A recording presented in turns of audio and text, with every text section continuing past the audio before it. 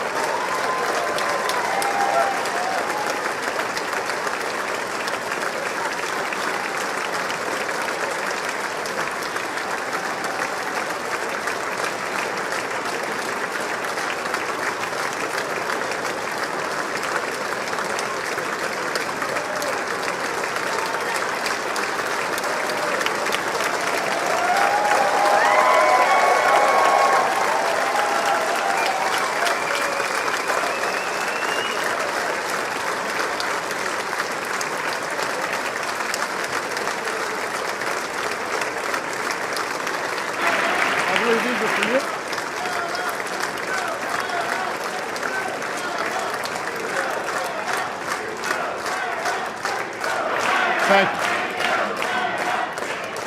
All right. Let's bring this to order here.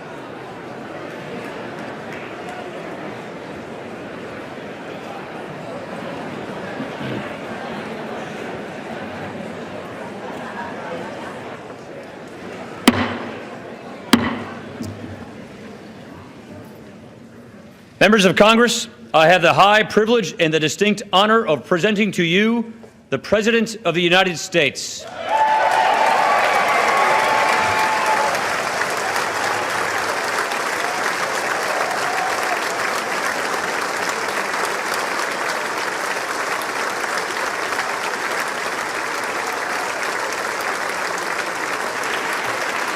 you. Thank you very much. Everybody, please have a seat. Thank you. Mr. Speaker, Mr. Vice President, members of Congress, my fellow Americans. Tonight marks the 8th year that I've come here to report on the State of the Union. And for this final one, I'm going to try to make it a little shorter.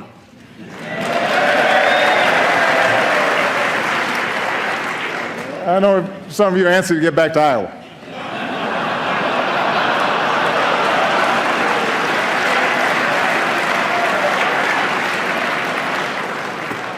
I've been there. I'll be shaking hands afterwards if you want some tips.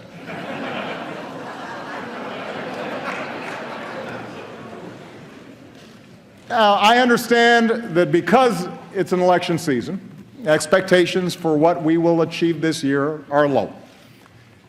But, Mr. Speaker, I appreciate the constructive approach that you and other leaders took at the end of last year to pass a budget and make tax cuts permanent for working families. So I hope we can work together this year on some bipartisan priorities like criminal justice reform and helping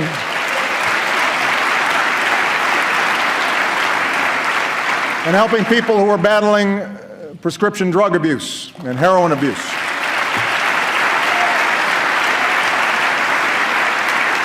So who knows, we might surprise the cynics again. But tonight, I want to go easy on the traditional list of proposals for the year ahead. Don't worry, I've got plenty. From helping students learn to write computer code to personalizing medical treatments for patients, and I will keep pushing for progress on the work that I believe still needs to be done. Fixing a broken immigration system. Protecting our kids from gun violence. Equal pay for equal work, paid leave, raising the minimum wage. All these things still matter to hardworking families. They're still the right thing to do. And I won't let up until they get done.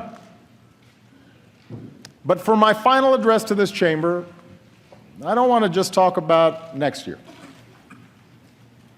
I want to focus on the next 5 years, the next 10 years, and beyond. I want to focus on our future. We live in a time of extraordinary change. Change that's reshaping the way we live, the way we work, our planet, our place in the world. It's change that promises amazing medical breakthroughs, but also economic disruptions that strain working families. It promises education for girls in the most remote villages, but also connects terrorists plotting an ocean away. It's change that can broaden opportunity or widen inequality. And whether we like it or not, the pace of this change will only accelerate. America's been through big changes before. Wars and depression, the influx of new immigrants, workers fighting for a fair deal, movements to expand civil rights. Each time, there have been those who told us to fear the future, who claimed we could slam the brakes on change, who promised to restore past glory if we just got some group or idea that was threatening America under control. And each time we overcame those fears. We did not, in the words of Lincoln, adhere to the dogmas of the quiet past. Instead, we thought anew and acted anew. We made change work for us, always extending America's promise outward to the next frontier, to more people. And because we did, because we saw opportunity where others saw peril, we emerged stronger and better than before. What was true then can be true now. Our unique strengths as a nation, our optimism and work ethic, our spirit of discovery, our diversity, our commitment to rule of law. These things give us everything we need to ensure prosperity and security for generations to come.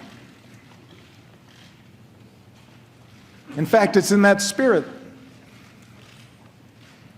that we have made progress these past 7 years. That's how we recovered from the worst economic crisis in generations.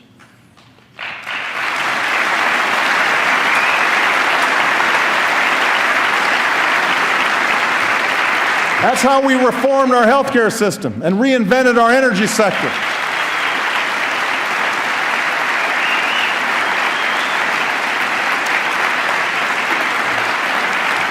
That's how we delivered more care and benefits to our troops coming home and our veterans. That's how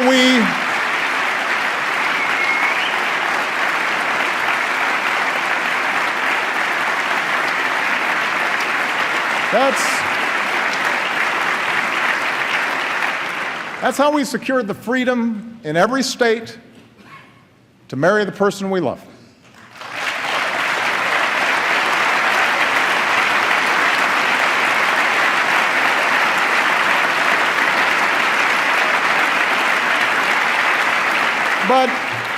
But such progress is not inevitable. It's the result of choices we make together. And we face such choices right now. Will we respond to the changes of our time with fear, turning inward as a nation, turning against each other as a people? Or will we face the future with confidence in who we are, in what we stand for, and the incredible things that we can do together?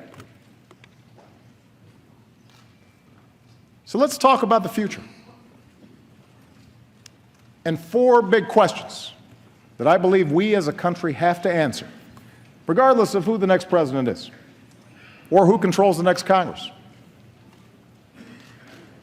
First, how do we give everyone a fair shot at opportunity and security in this new economy?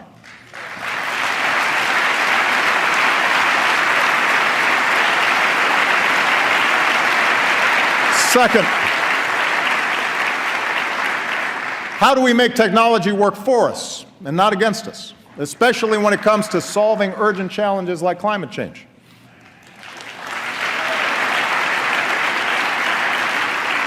Third, how do we keep America safe and lead the world without becoming its policeman?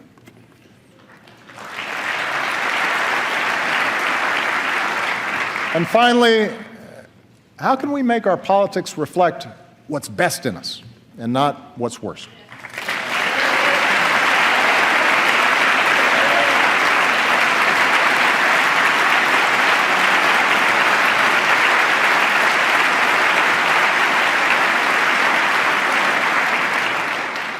Let me start with the economy and a basic fact. The United States of America, right now, has the strongest, most durable economy in the world.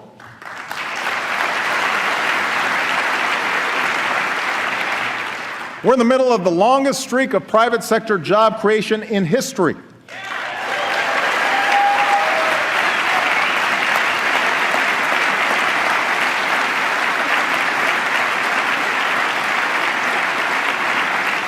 More than 14 million new jobs, the strongest 2 years of job growth since the 1990s, an unemployment rate cut in half. Our auto industry just had its best year ever.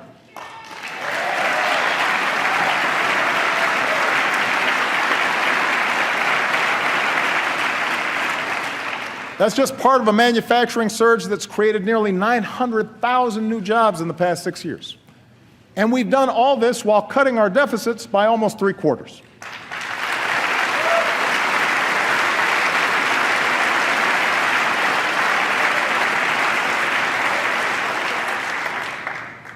Anyone claiming that America's economy is in decline is peddling fiction. Now,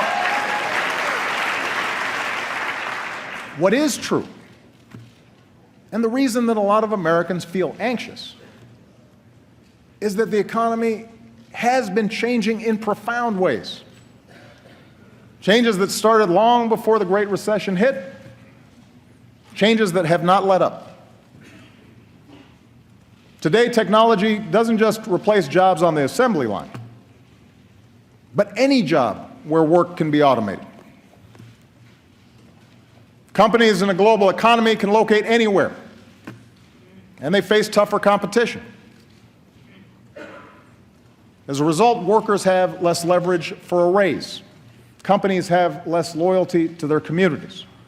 And more wealth and income is concentrated at the very top. All these trends have squeezed workers. Even when they have jobs, even when the economy is growing. It's made it harder for a hard-working family to pull itself out of poverty, harder for young people to start their careers, tougher for workers to retire when they want to. And although none of these trends are unique to America, they do offend our uniquely American belief that everybody who works hard should get a fair shot. For the past 7 years, our goal has been a growing economy that also works better for everybody. We've made progress, but we need to make more. And despite all the political arguments that we've had these past few years, there are actually some areas where Americans broadly agree. We agree that real opportunity requires every American to get the education and training they need to land a good-paying job. The bipartisan reform of No Child Left Behind was an important start. And together we've increased early childhood education, lifted high school graduation rates to new highs, boosted graduates in fields like engineering. In the coming years, we should build on that progress by providing pre-K for all and offering every student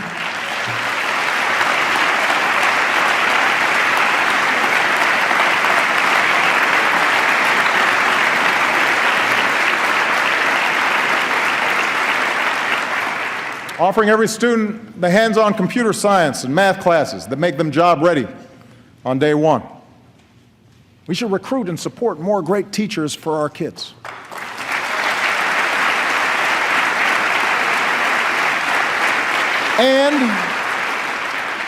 And we have to make college affordable for every American.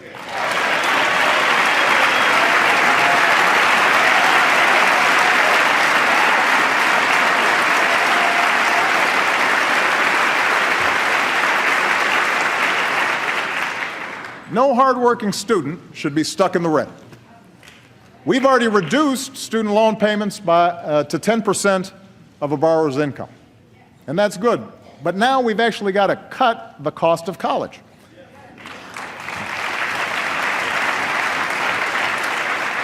Providing 2 years of community college at no cost for every responsible student is one of the best ways to do that, and I'm going to keep fighting to get that started this year. It's the right thing to do.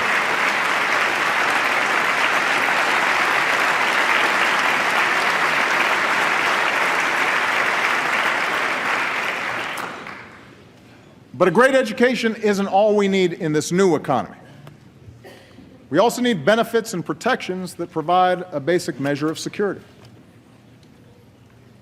It's not too much of a stretch to say that some of the only people in America who are going to work the same job in the same place with a health and retirement package for 30 years are sitting in this chamber.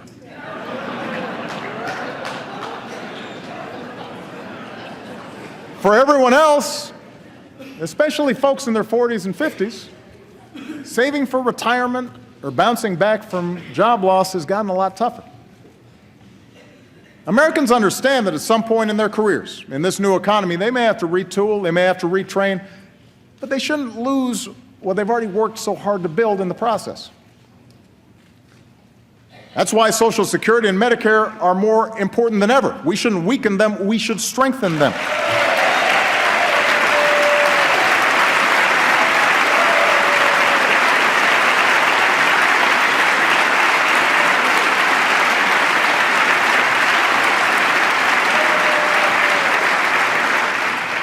And for Americans short of retirement, basic benefits should be just as mobile as everything else is today. That, by the way, is what the Affordable Care Act is all about.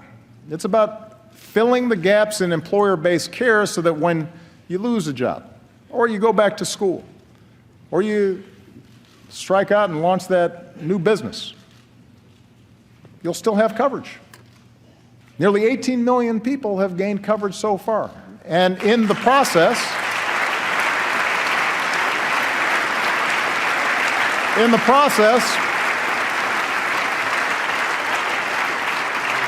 healthcare inflation has slowed, and our businesses have created jobs every single month since it became law. Now, I'm guessing we won't agree on healthcare anytime soon. But, oh, applause back there. Just a guess. But there should be other ways parties can work together to improve economic security. Say a hardworking American loses his job. We shouldn't just make sure that he can get unemployment insurance. We should make sure that program encourages him to retrain for a business that's ready to hire him. If that new job doesn't pay as much, there should be a system of wage insurance in place so that he can still pay his bills. And even if he's going from job to job, he should still be able to save for retirement and take his savings with him.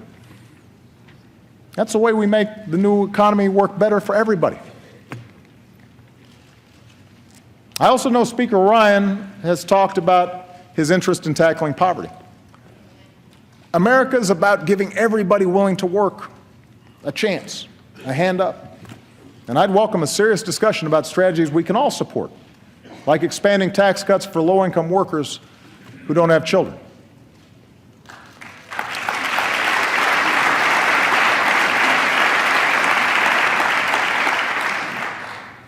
But there are some areas where we just have to be honest. It has been difficult to find agreement over the last 7 years.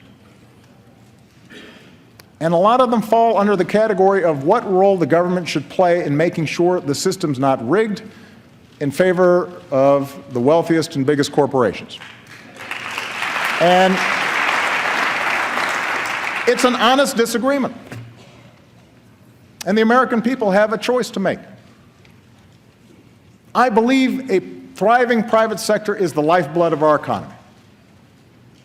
I think there are outdated regulations that need to be changed. There is red tape that needs to be cut. There you go. Yeah.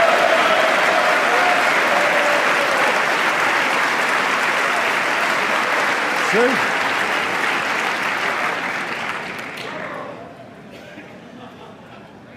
But after years now of record corporate profits, working families won't get more opportunity or bigger paychecks just by letting big banks or big oil or hedge funds make their own rules at everybody else's expense.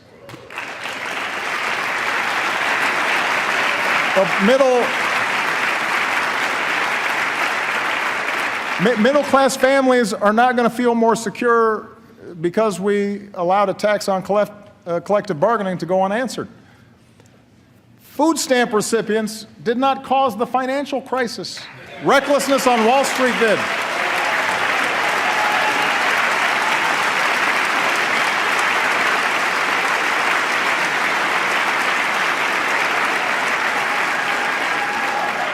Immigrants aren't the principal reason wages haven't gone up. Those decisions are made in the boardrooms that all too often put quarterly earnings over long-term returns.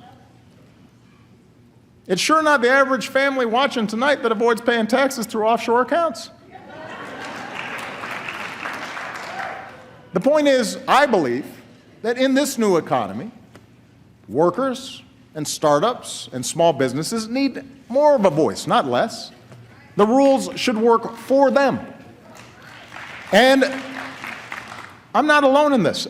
This year I plan to lift up the many businesses who figured out that doing right by their workers or their customers or their communities ends up being good for their shareholders. And I want to spread those best practices across America. That's part of a brighter future.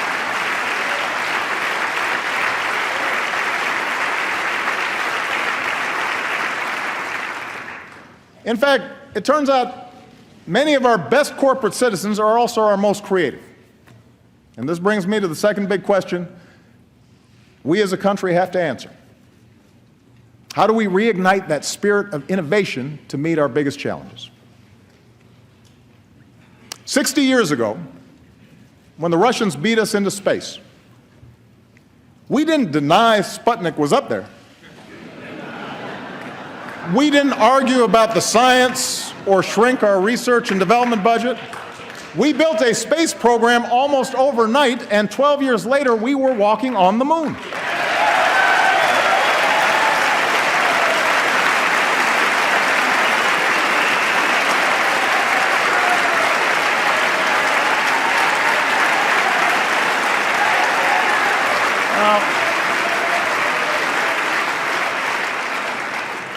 That spirit of discovery is in our DNA. America is Thomas Edison and the Wright brothers and George Washington Carver. America is Grace Hopper and Katherine Johnson and Sally Ride. America is every immigrant and entrepreneur from Boston to Austin to Silicon Valley racing to shape a better future. That's who we are. And over the past 7 years, we've nurtured that spirit. We've protected an open internet and taken bold new steps to get more students and low-income Americans online. We've launched next-generation manufacturing hubs and online tools that give an entrepreneur everything he or she needs to start a business in a single day.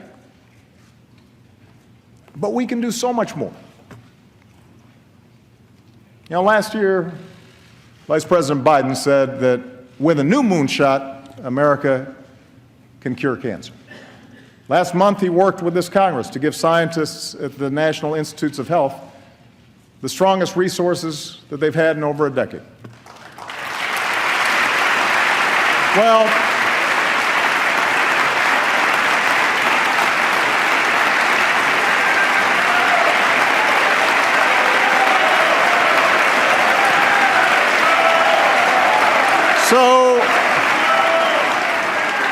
So tonight I'm announcing a new national effort to get it done. And because he's gone to the mat for all of us on so many issues over the past 40 years, I'm putting Joe in charge of mission control. For the loved ones we've all lost, for the families that we can still save, let's make America the country that cures cancer once and for all. What do you say, Joe? Let's make it happen.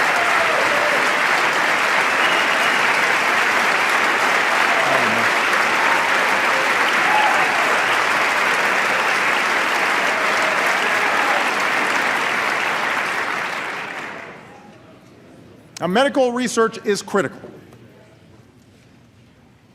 We need the same level of commitment when it comes to developing clean energy sources.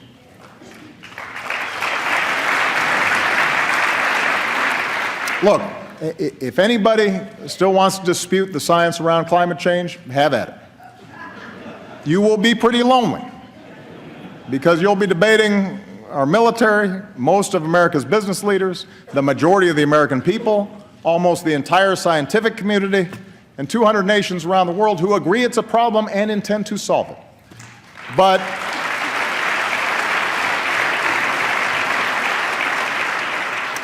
even if the planet wasn't at stake, even if 2014 wasn't the warmest year on record, until 2015 turned out to be even hotter, why would we want to pass up the chance for American businesses to produce and sell the energy of the future.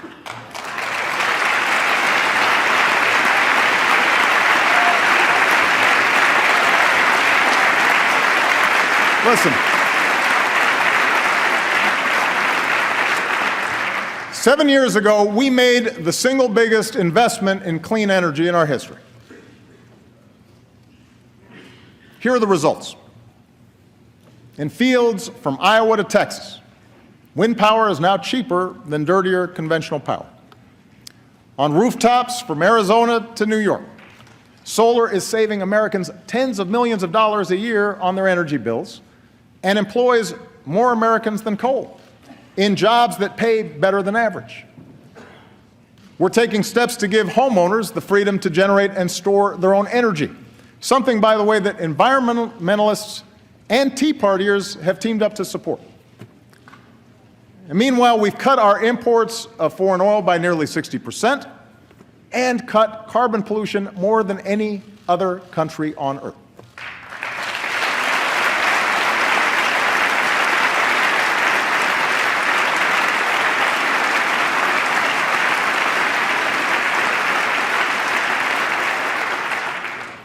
Gas under $2 a gallon ain't bad either.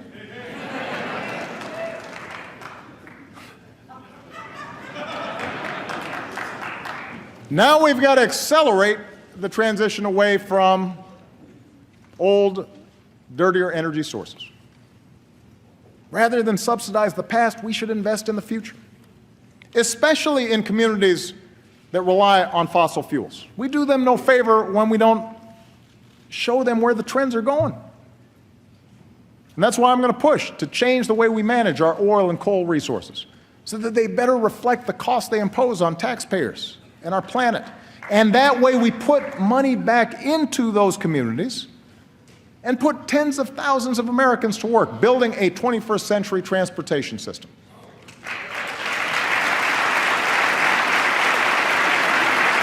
Now,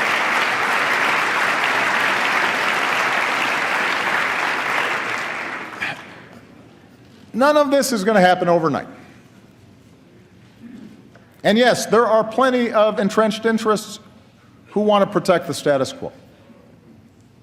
But the jobs we'll create, the money we'll save, the planet we'll preserve, that is the kind of future our kids and our grandkids deserve. And it's within our grasp. And climate change is just one of many issues where our security is linked to the rest of the world. And that's why the third big question that we have to answer together is how to keep America safe and strong without either isolating ourselves or trying to nation build everywhere there's a problem. I told you earlier, all the talk of America's economic decline is political hot air. Well, so is all the rhetoric you hear about our enemies getting stronger and America getting weaker. Let me tell you something. The United States of America is the most powerful nation on earth, period. Period. It's not even close. It's not even close.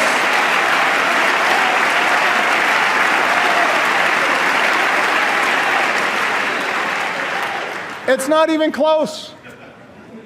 We spend more on our military than the next 8 nations combined. Our troops are the finest fighting force in the history of the world.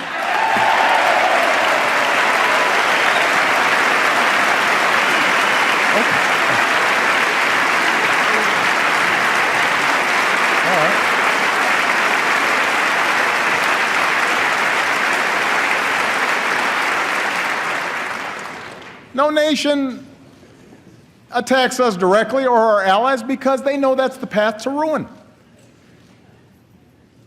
Surveys show our standing around the world is higher than when I was elected to this office, and when it comes to every important international issue, people of the world do not look to Beijing or Moscow to lead, they call us.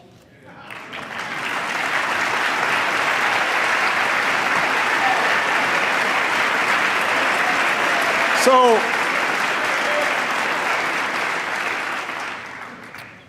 I think it's useful to level set here. Because when we don't make good decisions. Now, as someone who begins every day with an intelligence briefing, I know this is a dangerous time.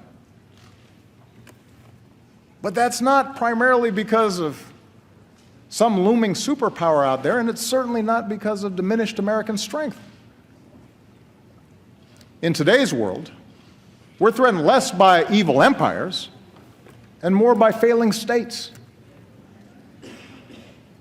The Middle East is going through a transformation that will play out for a generation, rooted in conflicts that date back millennia. Economic headwinds are blowing in from a Chinese economy that is in significant transition.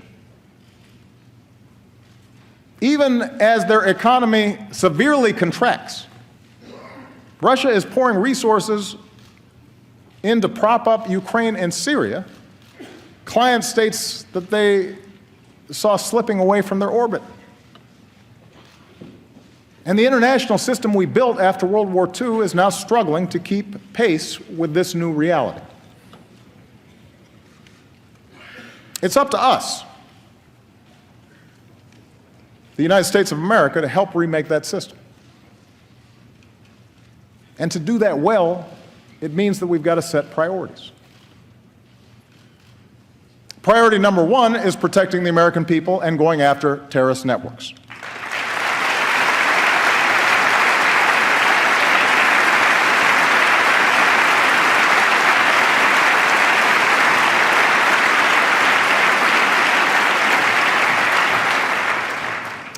Both al-Qaeda and now ISIL pose a direct threat to our people because in today's world, even a handful of terrorists who place no value on human life, including their own, can do a lot of damage.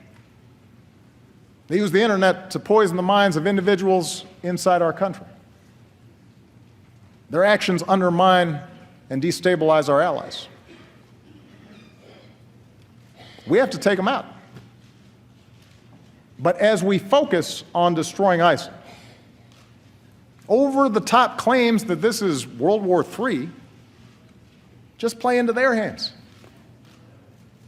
Masses of fighters on the back of pickup trucks, twisted souls plotting in apartments or garages, they pose an enormous danger to civilians. They have to be stopped. But they do not threaten our national existence. That is the story ISIL wants to tell. That's the kind of propaganda they use to recruit. We don't need to build them up to show that we're serious. And we sure don't need to push away vital allies in this fight by echoing the lie that ISIL is somehow representative of one of the world's largest religions.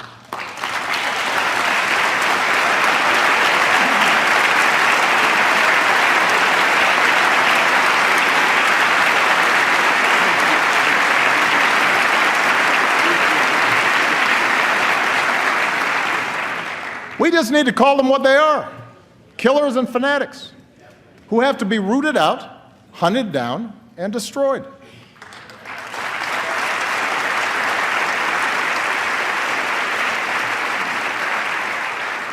And that's exactly what we're doing.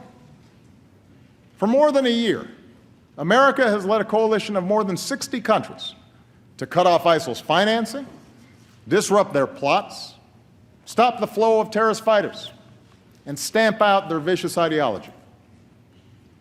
With nearly 10,000 airstrikes, we're taking out their leadership, their oil, their training camps, their weapons. We're training, arming, and supporting forces who are steadily reclaiming territory in Iraq and Syria. If this Congress is serious about winning this war and wants to send a message to our troops and the world, authorize the use of military force against ISIL. Take a vote.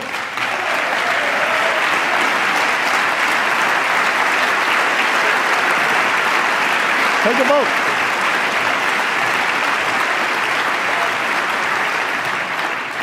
But the American people should know that with or without congressional action, ISIL will learn the same lessons as terrorists before them. If you doubt America's commitment, or mine, to see that justice is done, just ask Osama bin Laden.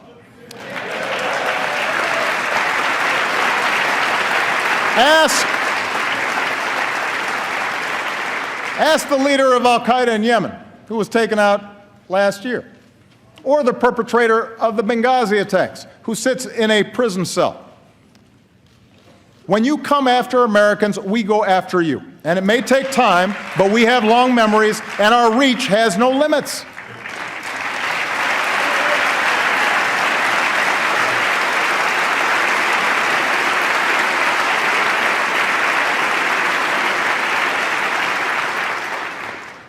Our foreign policy has to be focused on the threat from ISIL and al-Qaeda. But it can't stop there. For even without ISIL, even without al-Qaeda, instability will continue for decades in many parts of the world. In the Middle East, in Afghanistan and parts of Pakistan, in parts of Central America and Africa and Asia. Some of these places may become safe havens for new terrorist networks. Others will just fall victim to ethnic conflict or famine, feeding the next wave of refugees. The world will look to us to help solve these problems. And our answer needs to be more than tough talk or calls to carpet bomb civilians. That may work as a TV soundbite, but it doesn't pass muster on the world stage. We also can't try to take over and rebuild every country that falls into crisis, even if it's done with the best of intentions. That's not leadership. That's a recipe for quagmire, spilling American blood and treasure that ultimately will weaken us. It's the lesson of Vietnam. It's the lesson of Iraq, and we should have learned it by now.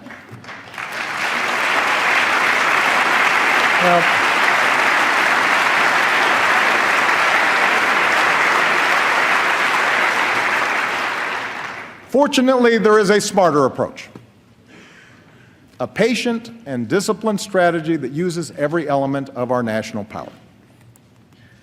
It says America will always act, alone if necessary, to protect our people and our allies. But on issues of global concern, we will mobilize the world to work with us and make sure other countries pull their own weight. That's our approach to conflicts like Syria, where we're partnering with local forces and leading international efforts to help that broken society pursue a lasting peace. That's why we built a global coalition with sanctions and principled diplomacy to prevent a nuclear-armed Iran. And as we speak, Iran has rolled back its nuclear program, shipped out its uranium stockpile, and the world has avoided another war.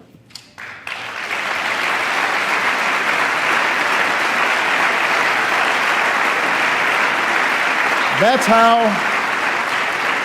how we stopped the spread of Ebola in West Africa.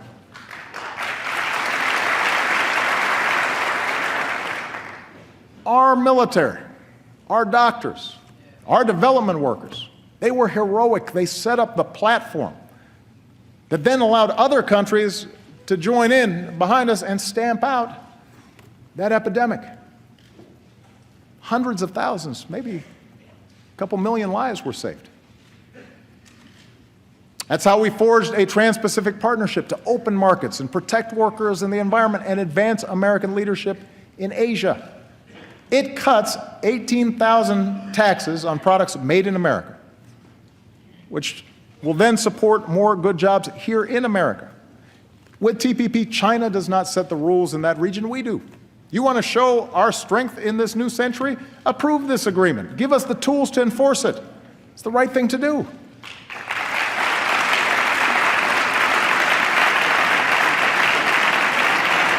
Let me give you another example. 50 years of isolating Cuba had failed to promote democracy. It set us back in Latin America. That's why we restored diplomatic relations, opened the door to travel and commerce, positioned ourselves to improve the lives of the Cuban people.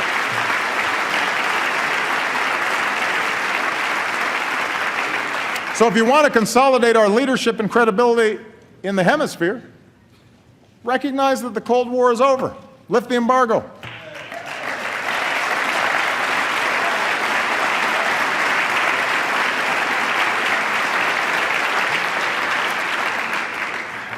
The point is, American leadership in the 21st century is not a choice between ignoring the rest of the world, except when we kill terrorists, or occupying and rebuilding whatever society is unraveling. Leadership means a wise application of military power and rallying the world behind causes that are right. It means seeing our foreign assistance as a part of our national security, not something separate, not charity. When we lead nearly 200 nations to the most ambitious agreement in history to fight climate change, yes, that helps vulnerable countries, but it also protects our kids.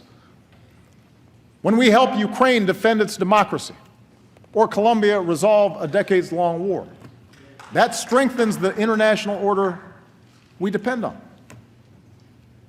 When we help African countries feed their people and care for the sick, it's the right thing to do, and it prevents the next pandemic from reaching our shores. You know, right now we're on track to end the scourge of HIV/AIDS. That's within our grasp. And we have the chance to accomplish the same thing with malaria, something I'll be pushing this Congress to fund this year.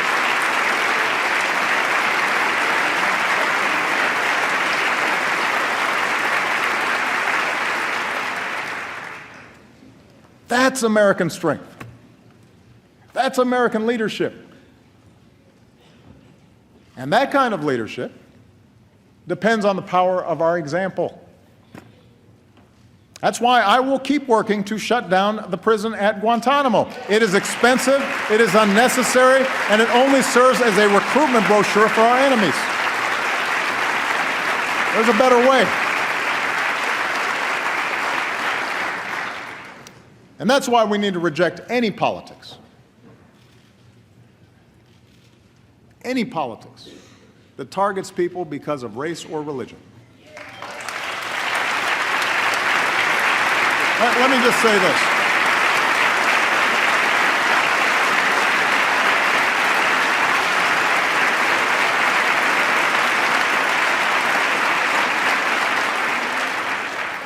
This is not a matter of political correctness. This is a matter of understanding just what it is that makes us strong. The world respects us not just for our arsenal. It respects us for our diversity and our openness and the way we respect every faith. His Holiness Pope Francis told this body from the very spot that I'm standing on tonight that to imitate the hatred and violence of tyrants and murderers is the best way to take their place. When politicians insult Muslims, whether abroad or our fellow citizens, when a mosque is vandalized or a kid is called names, that doesn't make us safer. That's not telling it like it is. It's just wrong. It diminishes us in the eyes of the world. It makes it harder to achieve our goals. It betrays who we are as a country.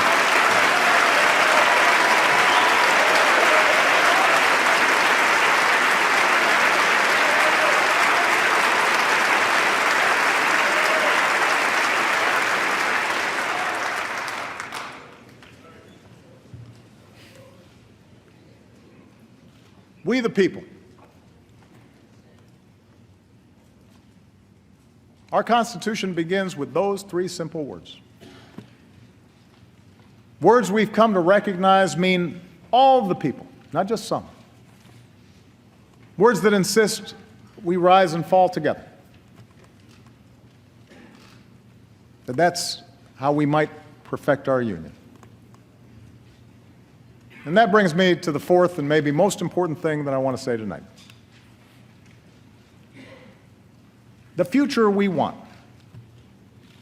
all of us want, opportunity and security for our families, a rising standard of living, a sustainable, peaceful planet for our kids.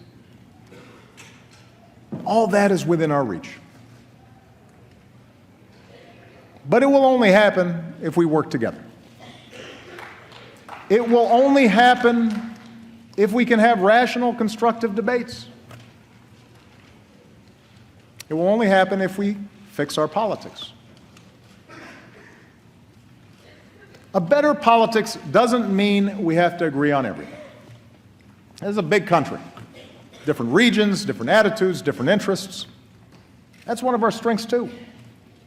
Our founders distributed power between states and branches of government and expected us to argue, just as they did, fiercely, over the size and shape of government, over commerce and foreign relations, over the meaning of liberty and the imperatives of security.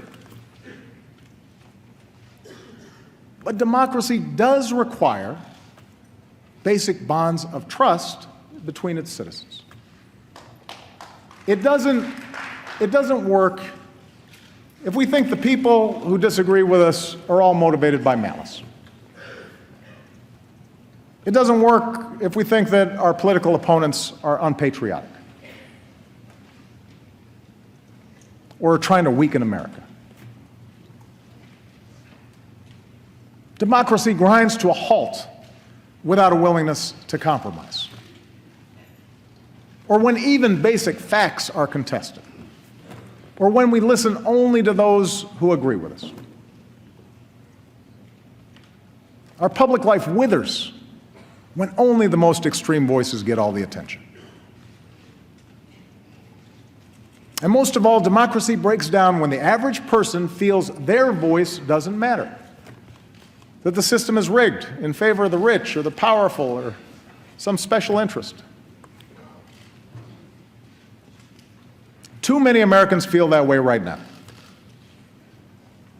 It's one of the few regrets of my presidency that the rancor and suspicion between the parties has gotten worse instead of better. I have no doubt a president with the gifts of Lincoln or Roosevelt might have better bridged the divide. And I guarantee I'll keep trying to be better so long as I hold this office. But my fellow Americans, this cannot be my task or any president's alone. There are a whole lot of folks in this chamber, good people, who would like to see more cooperation, would like to see a more elevated debate in Washington, but feel trapped by the imperatives of getting elected,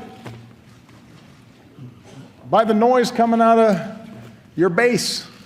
I know, you've told me. It's the worst kept secret in Washington.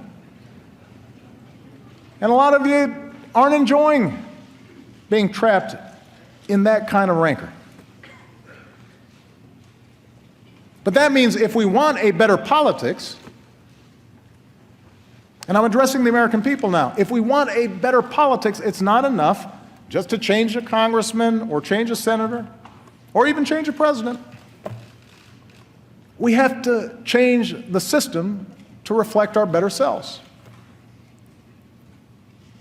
I think we've got to end the practice of drawing our congressional districts so that politicians can pick their voters and not the other way around. Let a bipartisan group do it.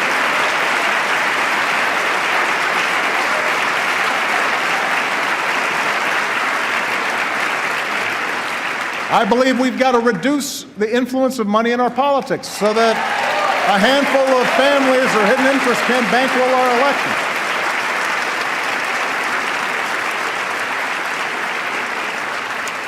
And if our existing approach to campaign finance reform can't pass muster in the courts, we need to work together to find a real solution, because it's a problem.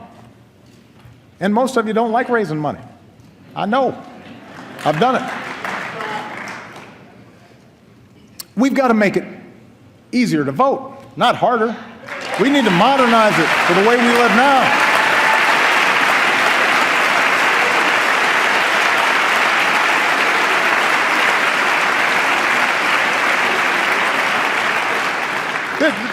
This is America.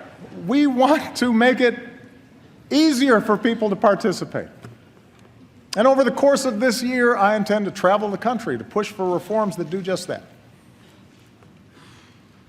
But I can't do these things on my own. Changes in our political process,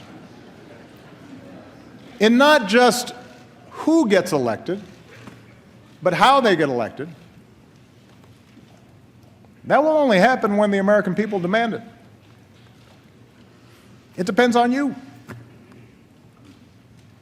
That's what's meant by a government of, by and for the people.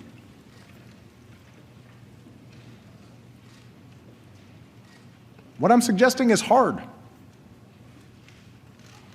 It's a lot easier to be cynical, to accept that change is not possible, and politics is hopeless. And the problem is, all the folks who are elected don't care, and to believe that our voices and our actions don't matter. But if we give up now, then we forsake a better future. Those with money and power will gain greater control over the decisions that could send a young soldier to war, or allow another economic disaster, or roll back the equal rights and voting rights that generations of Americans have fought, even died to secure. And then, as frustration grows, there will be voices urging us to fall back into our respective tribes, to scapegoat fellow citizens who don't look like us, or pray like us, or vote like we do, or share the same background. We can't afford to go down that path. It won't deliver the economy we want. It will not produce the security we want. But most of all, it contradicts everything that makes us the envy of the world. So, my fellow Americans, whatever you may believe, whether you prefer one party or no party, whether you supported my agenda or fought as hard as you could against it, our collective futures depends on your willingness to uphold your duties as a citizen, to vote, to speak out, to stand up for others, especially the weak, especially the vulnerable, knowing that each of us is only here because somebody, somewhere, stood up for us.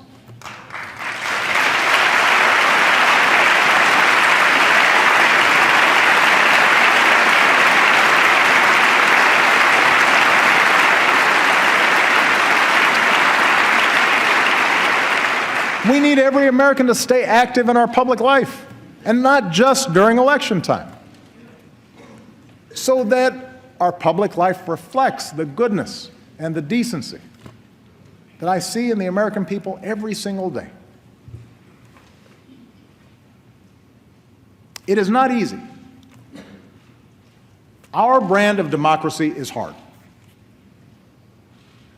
But I can promise that a little over a year from now, when I no longer hold this office, I will be right there with you as a citizen, inspired by those voices of fairness and vision, of grit and good humor and kindness that have helped America travel so far.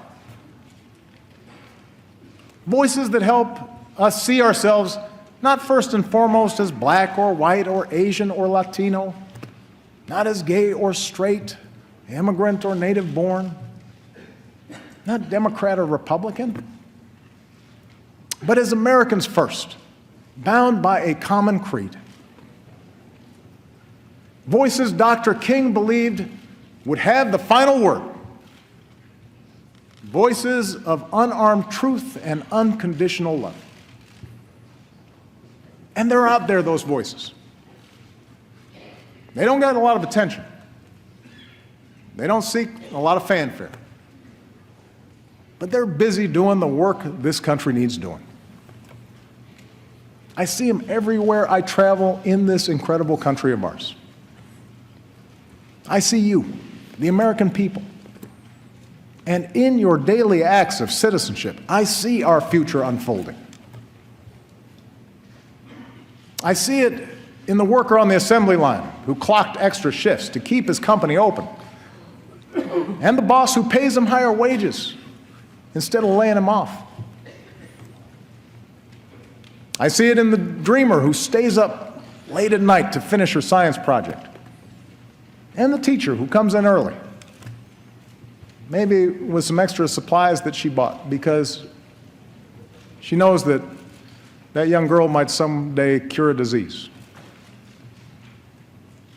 I see it in the American who served his time, made bad mistakes as a child, but now is dreaming of starting over. And I see it in the business owner who gives him that second chance. The protester determined to prove that justice matters.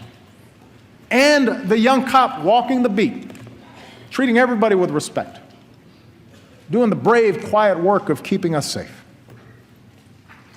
I see it in the soldier who gives almost everything to save his brothers.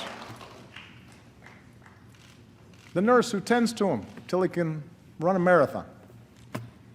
The community that lines up to cheer him on.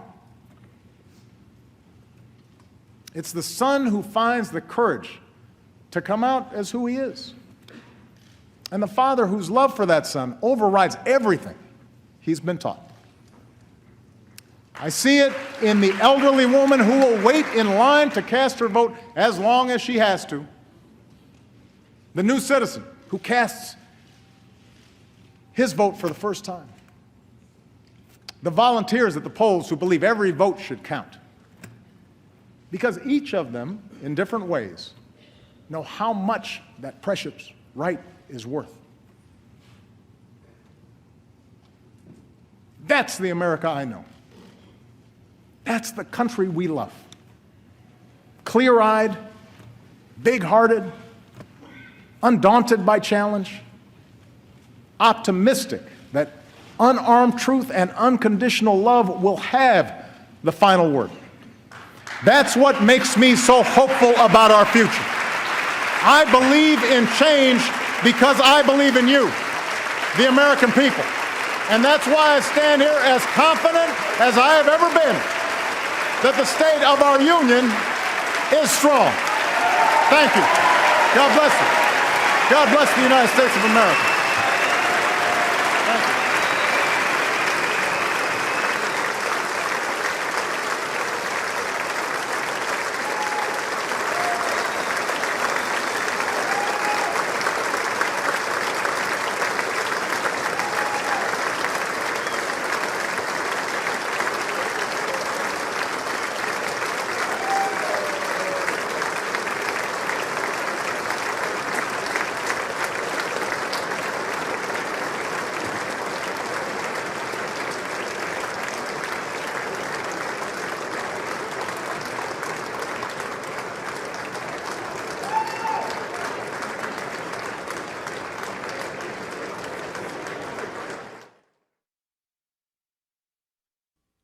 Thank you so much. If you're just joining us, welcome back. If you're joining us for the first time, we are live at the White House. We just all witnessed the president give his final State of the Union address.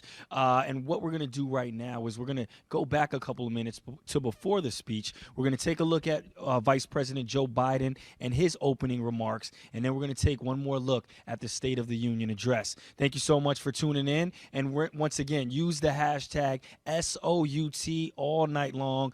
Tell us what you thought of it. Anything that you learned from tonight's event, make sure you use that hashtag and put it out there. I'm Terrence J., and on behalf of all my friends here at the White House, make some noise. We appreciate you, and thanks for tuning in. Have a good night.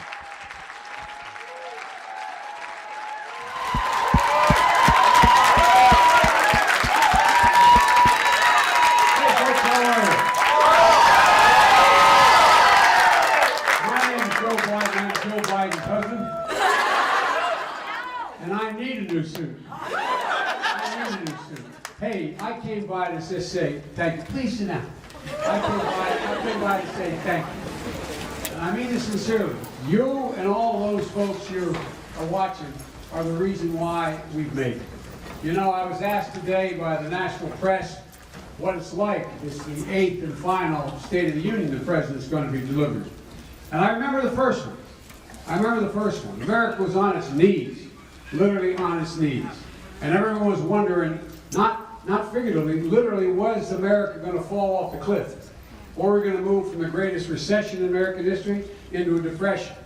And the President stood there, and he instilled confidence in the American people. Well, since then, we've gone from crisis to recovery, and we are on the verge of a genuine resurgence in the United States of America. Thank you. One of the things I love about you all, for real, it's not because of Barack and me. It's because of you. It's because of the grit of the American people.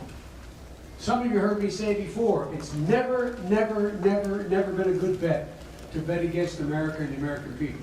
Never been a good bet. Not one single time, it's not hyperbole, not one single time in our history when the American people gave a fighting chance have they ever let their country down. You know, I do a lot of foreign travel. I was traveling throughout China with President Xi. We were in Chengdu, and I spent a lot of time in private dinners with him after we do our events. And two of us were sitting there with interpreters, and he looked at me and he said, it's a true story. He said, "Can you define America for me?" And I said, yes, I can do that easily. One word: possibilities. That's the single most precise definition of America. And by the way, think about what makes us so different. We're a land of immigrants, we're a land of change, but what we all believe in is possibilities. Given a shot, there's not a single thing we can't do. Not a single thing we can't do. I got elected when I was 29 years old to the United States Senate. And I was called the optimistic young kid. I'm more optimistic today about America's chances in the world than I was when I was 29. And I'm not joking. I mean that sincerely. Some of you heard me say this before. We are better positioned than any nation in the world to lead the world in the 21st century. We have the best educated, we have the most productive workforce in the world, we have the most agile venture capitalists in the world, we have a system where you can breathe free, where you can think as Jobs said, think different, where we can innovate. I mean, we're on the cusp of so many enormous changes in the life sciences, in the social sciences, as well as in the physical sciences. I mean, the stuff that you're going to live through in the next 2, 5, 10, 15 years, from cures for cancer to aircraft that goes 22,000 miles an hour subsonic. There's so many possibilities. We got to get out of our own way. We got to fix the political system. It's been broken. It's been broken, and it cannot sustain being broken. The flood of unaccounted for, unattributed money in tens of billions of dollars coming into the system. Middle class people know when you have 550 or so families contributing 40% of all the contributions, they know they're not going to be in the game. They're not going to be in the game. And I want to tell you, the conversation the president and I had when he asked me to be on the ticket with him. He said, "Do you have any questions?" I have one question. Do you genuinely mean what you say about restoring the middle class? I've always been referred to my whole career as middle class Joe. Down here, that's not meant as a compliment. It means you're not sophisticated. You think I'm kidding? I'm not. But I know the middle class, and I know why we are the nation we are. When the middle class does well, the poor have a way up, and the wealthy do very well. That's the thing. Our growth of the notion of possibilities and growth of the middle class has been the social, and political glue that's held this country together. And they're in trouble. They're in trouble. So the president, with all your help, has gotten us up on our feet now. We're starting to run, but now we got to finish the job. He said before, the single most significant need for the political system today is restore the middle class. And that's what this last year is about, nailing this down.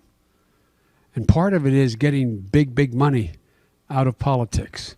We need amendments to do that. I introduced a constitutional amendment 35 years ago to do that. It didn't go anywhere, but we got to shame people. We got to shame people into making sure that they understand, that the public understands, that it says we the people, not we the contributors. That's how it starts off. No, I'm serious about this. I'm deadly earnest. You want to change one thing that will change the political system? Change the way we finance our elections. That will fundamentally change the system and give the middle class and the working class a fighting chance. And there's so much the president's going to talk about tonight.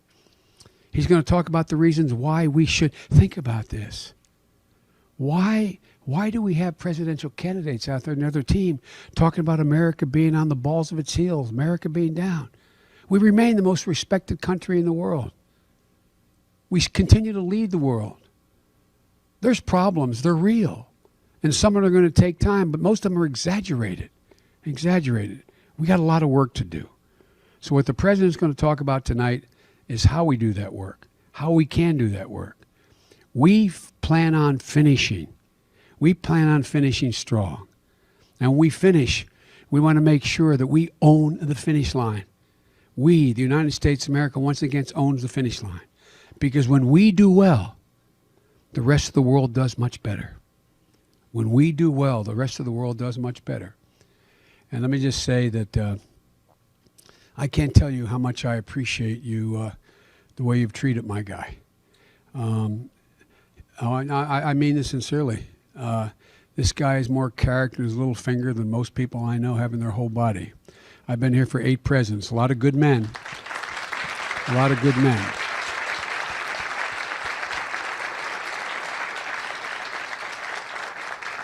But you've stuck with him in the hard times, and you've been with him in the good times. So let's finish strong, folks. And again, all I want to say is I got to go up on the hill now. By the way, I like going up in the hill. I don't mind. I actually like Republicans, and I like Democrats. I think most everybody up there in both parties has an instinct to want to do good, want to do well. I learned a lesson. I'll conclude with this. I learned a lesson when I first got to the United States Senate. There was only one person younger than me ever elected to the United States Senate. And when I got there, it was right after I got elected, there was an accident in my family. I lost my wife and daughter between the time I got elected and the time I was supposed to be sworn in. And I didn't want to go up. I didn't want to be part of it. I had my brother and my sister who managed my campaign talking to the Democratic elected governor as to who would replace me. And a really fine man, a guy named Mike Mansfield, who was the majority leader, a man from the state of Montana who everybody respected, his enormous integrity. He came to me and said, look, you got to come, just come for 6 months. Here I am all this year later. Come for 6 months, help us organize, and we'll get started. And I'm so dumb. We had 58 senators. He didn't need me to organize anything. And if I left, there would have been a Democratic senator appointed at my place. But I said, okay. And he'd have me come to his office every Tuesday and give me an assignment. And I thought every freshman got an assignment from the majority leader. No, look, I'm the first United States senator I ever knew. So it's, it was, and so one day I'm walking in, it was in May. End of May, my first year.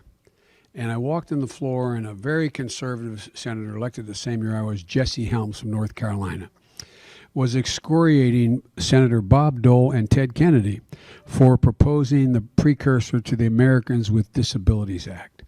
But I had the meeting with the leader, and I walked through the floor, and I went into my meeting. I guess I looked angry.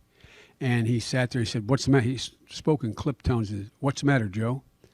And I said, I can't believe that, Jesse Helms. I said, he has no social redeeming value. He doesn't care about the handicapped. He doesn't care. And I went on and on. He just sat there quietly, like a Dutch uncle, and he looked at me and he said, Joe, what would you say if I told you that Dot Helms, that's his wife, and Jesse, in Christmas of '69, were reading the Raleigh Observer in North Carolina, and there was a picture of a young man, I think he was 14 years old, and braces up to his hips with 2 canes, who said, all I want for Christmas is someone to love me and adopt me, take me to their home.